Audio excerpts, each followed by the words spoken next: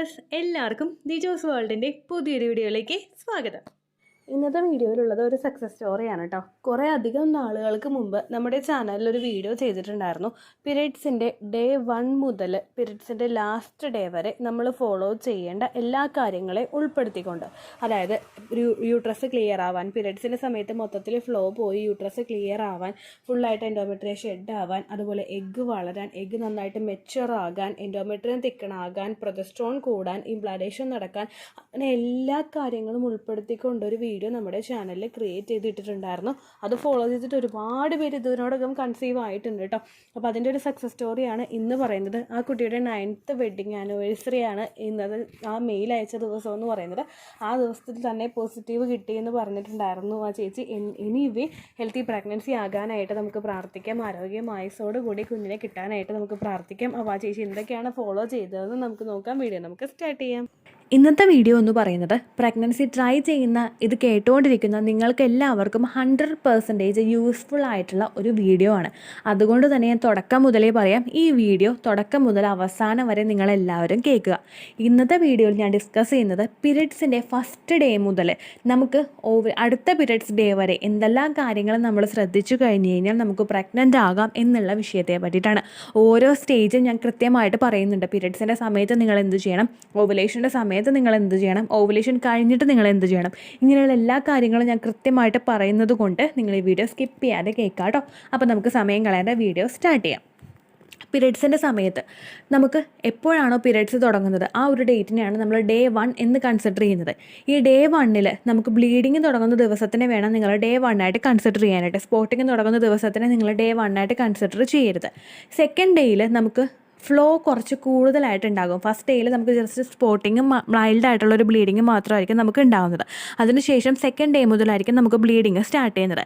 ഈ സെക്കൻഡ് ഡേയുടെ സമയത്ത് നിങ്ങൾ ഇഞ്ചി ഇട്ട വെള്ളമോ അല്ലെങ്കിൽ പപ്പായയോ അല്ലെങ്കിൽ പൈനാപ്പിളോ കഴിക്കാനായിട്ട് ശ്രദ്ധിക്കാം.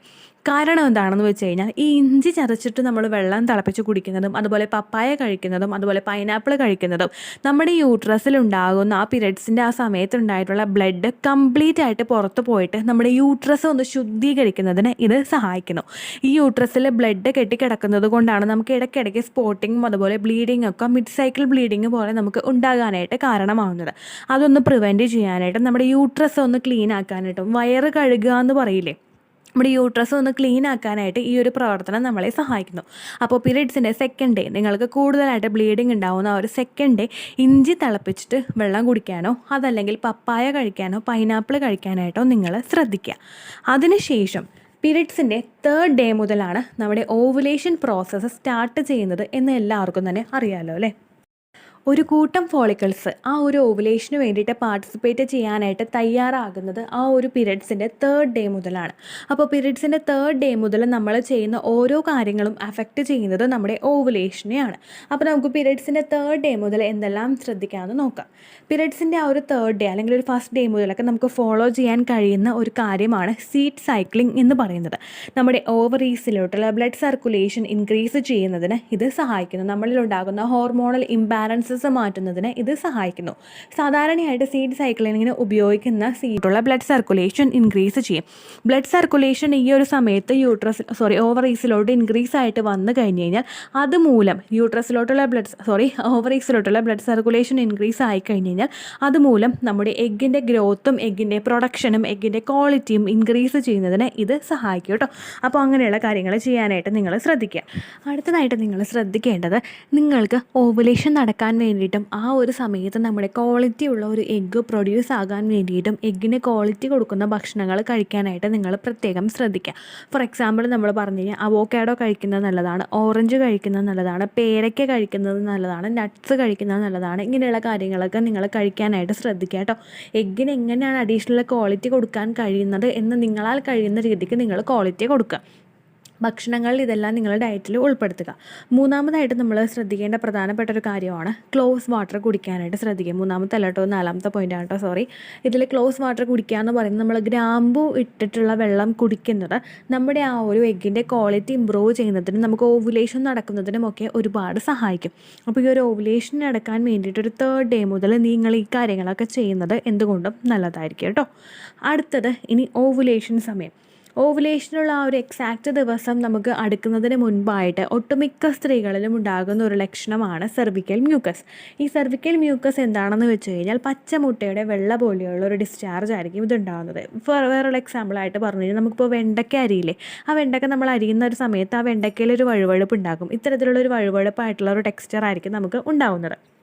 ഈ ഒരു ടെക്സ്ചർ നമുക്ക് ഓവുലേഷൻ തുടങ്ങുന്നതിന് ഒരു 3-4 ദിവസം മുമ്പൊക്കെ ഒന്ന് സ്റ്റാർട്ടായിട്ട് ഓവുലേഷൻ നടക്കുന്ന എക്സാക്റ്റ് ആയിട്ടുള്ള ഒരു ദിവസം അതൊരു പീക്കിലോട്ടോ ഒരു ഉയരത്തിലോട്ടോ അതങ്ങ് എത്തുക, ആ ദിവസം നമുക്ക് കൂടുതലായിരിക്കും.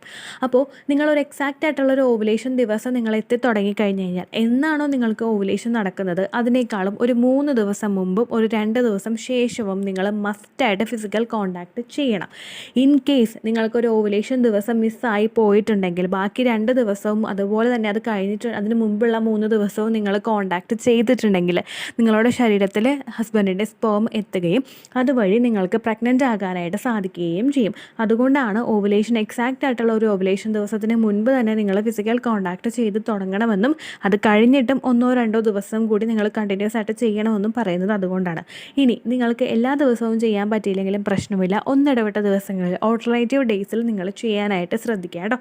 അപ്പോൾ ഇത്തരം കാര്യങ്ങൾ ഓവുലേഷൻ്റെ സമയത്ത് നിങ്ങൾ ശ്രദ്ധിക്കുക. ഇനി ഓവുലേഷൻ കഴിഞ്ഞിട്ട് എന്തെല്ലാം കാര്യങ്ങൾ ശ്രദ്ധിക്കണമെന്ന് നമുക്ക് നോക്കാം. ഓവുലേഷൻ കഴിഞ്ഞിട്ടുള്ള ആ ഒരു സമയത്ത് നിങ്ങൾ ശ്രദ്ധിക്കേണ്ട മെയിനായിട്ടുള്ള കാര്യങ്ങൾ, ഇൻ്റർകോഴ്സ് നിങ്ങൾ ചെയ്യരുത്. ഇൻ്റർകോഴ്സ് ചെയ്യരുത് എന്ന് പറയാനായിട്ടുള്ള കാര്യം, ഓവുലേഷൻ കഴിഞ്ഞിട്ട് ഇപ്പോൾ നമ്മൾ ഫിസിക്കൽ കോൺടാക്റ്റ് ചെയ്ത് കഴിഞ്ഞ് കഴിഞ്ഞാൽ നമ്മളെ ബോഡിയിലോട്ട് പ്രഷർ കൊടുക്കുന്നതിനും അതുപോലെ തന്നെ ചിലവർക്ക് യൂട്രസിൽ കോൺട്രാക്ഷൻസ് ഉണ്ടാകുന്നതിനും ഇത് കാരണമാകുന്നു. അതൊന്ന് പ്രിവെൻറ്റ് ചെയ്യാൻ വേണ്ടിയിട്ടാണ് ഓവുലേഷൻ കഴിഞ്ഞ് കഴിഞ്ഞാൽ ഫിസിക്കൽ കോൺടാക്റ്റ് ചെയ്യരുത് എന്ന് പറയുന്നത്. ഇതെല്ലാവരും ഈ ഒരു മെത്തേഡ് ഫോളോ ചെയ്യാറില്ല. ഇത് ഇങ്ങനെ ചെയ്തിട്ടും പ്രഗ്നൻ്റ് ആകുന്ന ഒരുപാട് പേരുണ്ട്. എല്ലാവർക്കും ശരീരപ്രകൃതി ഒരുപോലെ ആയിരിക്കണമെന്നില്ല.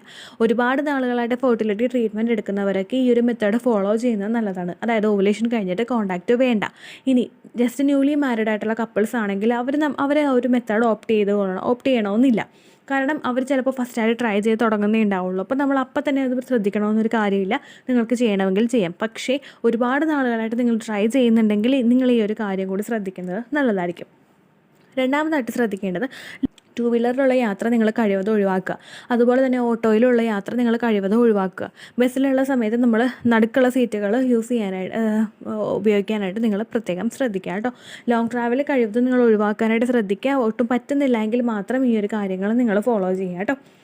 പിന്നെ ഓവുലേഷൻ കഴിഞ്ഞിട്ട് ഏറ്റവും കൂടുതൽ നമ്മൾ ശ്രദ്ധിക്കേണ്ട ഒരു കാര്യമാണ്, ഇപ്പോൾ പലരും ചോദിക്കാറുണ്ട്, ചേച്ചി ഓവുലേഷൻ കഴിഞ്ഞിട്ട് നമ്മൾ ഇത്തരം കാര്യങ്ങൾ ശ്രദ്ധിക്കില്ല, അപ്പോൾ ഓവുലേഷൻ കഴിയുന്ന സമയത്ത് നമ്മൾ എക്സസൈസ് ചെയ്യണമെന്ന് പലരും ചോദിക്കാറുണ്ട്. ഓവുലേഷൻ കഴിയുന്ന സമയത്ത് നമ്മൾ ഹാർഡായിട്ടുള്ള എക്സസൈസുകൾ ചെയ്യേണ്ട. അതായത് നമ്മുടെ ബോഡിക്ക് നമ്മൾ ഒരുപാട് സ്ട്രെയിൻ കൊടുക്കുന്ന, ബോഡി ഒരുപാട് വിയർക്കുന്ന തരത്തിലുള്ള എക്സസൈസുകളൊന്നും നമ്മൾ ചെയ്യേണ്ട. ഇപ്പോൾ വെയിറ്റ് ലോസിനൊക്കെ ഓരോരുത്തർ എക്സസൈസ് ചെയ്യാറില്ല, അങ്ങനെയുള്ള എക്സസൈസുകളൊന്നും നിങ്ങൾ ഓവുലേഷൻ കഴിഞ്ഞതിന് ശേഷം ചെയ്യാൻ പാടില്ല. കാരണം നമ്മുടെ ബോഡിയെ കൂടുതലൊന്ന് ടയേർഡ് ആക്കുമ്പോഴേക്കും നമ്മുടെ ശരീരത്തിൽ ഓരോ ആക്ടിവിറ്റീസും അതൊന്നും മേക്കപ്പ് ചെയ്ത് കൊണ്ടുപോകുന്നതിന് വേണ്ടിയിട്ടൊന്ന് വർക്ക് ചെയ്ത് തുടങ്ങും. അത് ഉണ്ടായിക്കഴിഞ്ഞ് കഴിഞ്ഞാൽ ചിലപ്പോൾ ഇംപ്ലാന്റേഷൻ നമുക്ക് ഫെയിൽ ആകാനായിട്ടും സാധ്യതയുണ്ട്. അതുകൊണ്ടാണ് ഹെവി ആയിട്ടുള്ള വർക്കൗട്ട്സ് ആ ഒരു സമയത്ത് ചെയ്യരുത് എന്ന് പറയുന്നത്.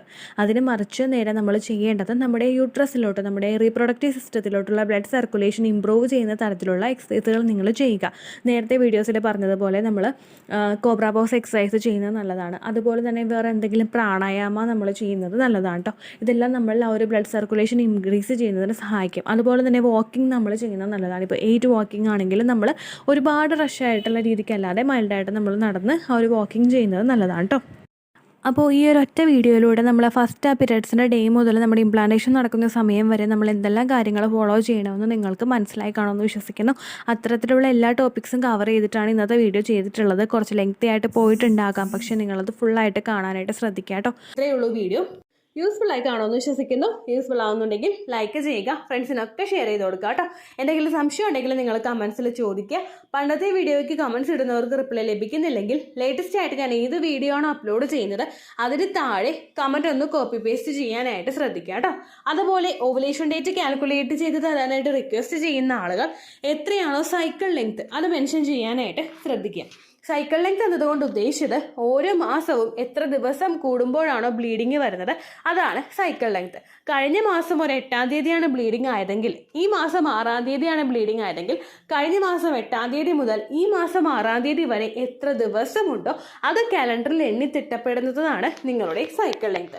സൈക്കിൾ ലെങ്ത് നമ്മൾ കൃത്യമായിട്ട് കാൽക്കുലേറ്റ് ചെയ്യുകയാണെങ്കിൽ ഓവുലേഷൻ ഡേറ്റ് എളുപ്പത്തിൽ കണ്ടുപിടിക്കാൻ വേണ്ടിയിട്ട് ഒരുപാട് ആപ്ലിക്കേഷൻസും ഒരുപാട് ഓൺലൈൻ ആയിട്ടുള്ള വെബ്സൈറ്റുകളും ഇന്ന് നമുക്ക് അവൈലബിൾ ആണ്.